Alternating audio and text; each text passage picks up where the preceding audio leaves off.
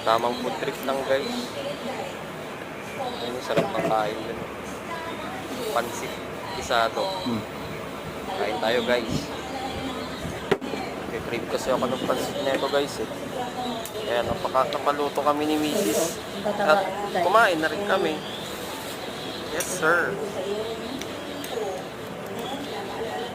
Panalo guys.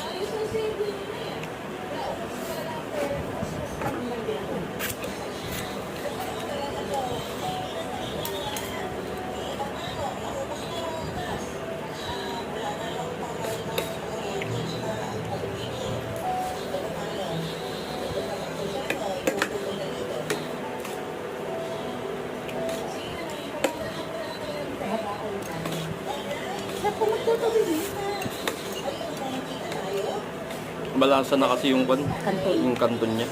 Hindi ka guys sabi